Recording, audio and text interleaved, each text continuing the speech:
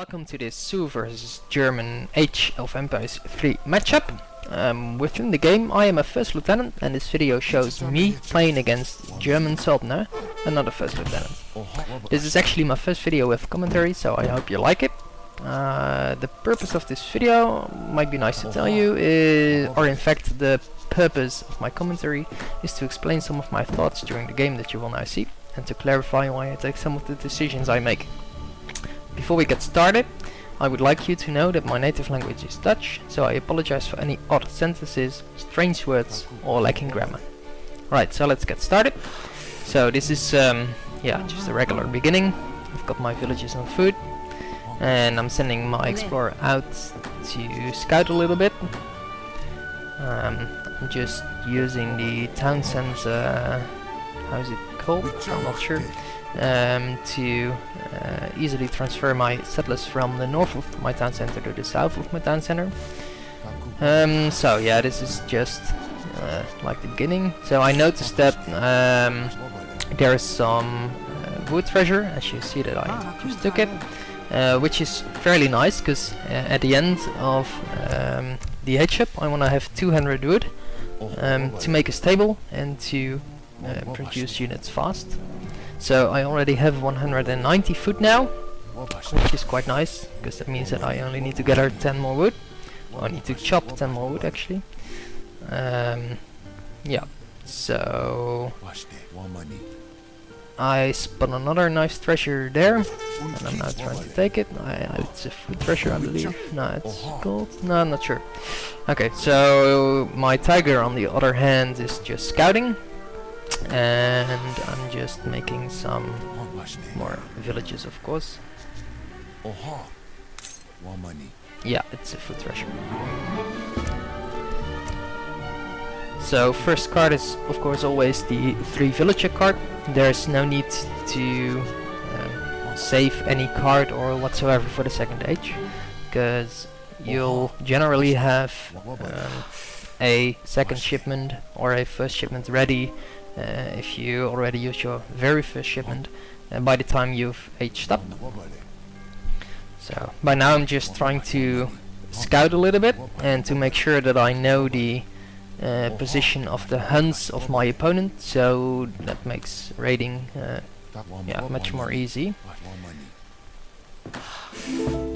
Okay, so thanks to the 80 food treasure I'm able to age up really fast. I mean, 2 minutes and 48 seconds is really fast. So I'm doing that. I'm going to chop the 10 additional wood that I require for building a stable. And so I already got 200 now, and as you see I overshoot a little bit on chopping wood, which is not so good, but it's only 12 wood.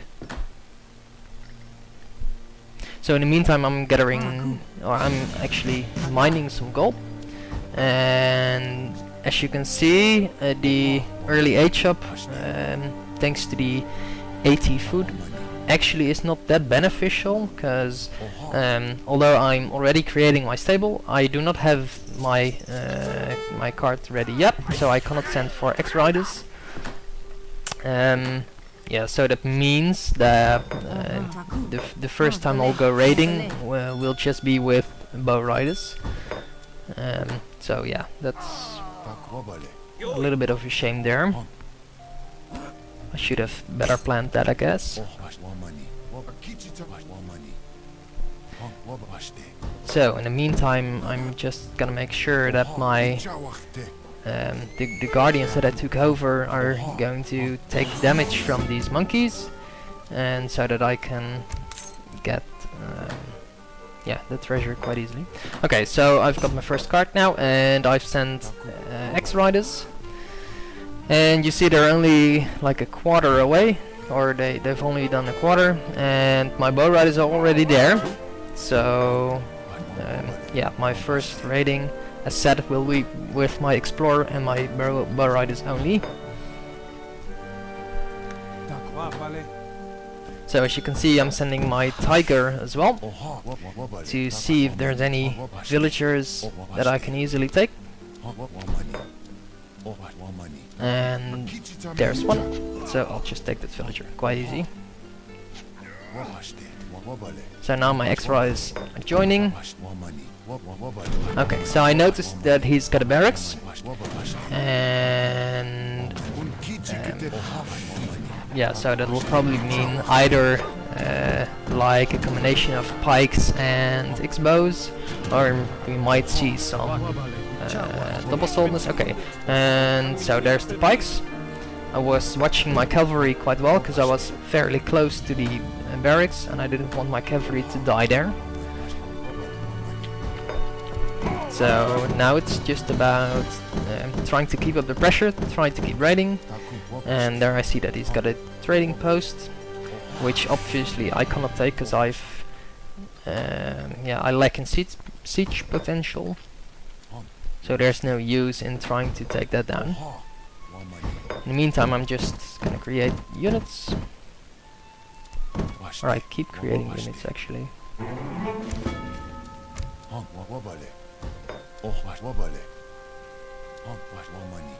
So as you may have noticed by now, my opponent made some wall piece, which is actually very smart because he now knows that I'm coming, and as you can see he's watching his villages pretty well, and it makes it hard for me to actually raid him. So I've got to find some routes that if I enter his town via these routes, my cavalry units will not be visible, which is rather hard because that's that would mean that I would have to enter via the eastern or the western side, and not necessarily via the northern side.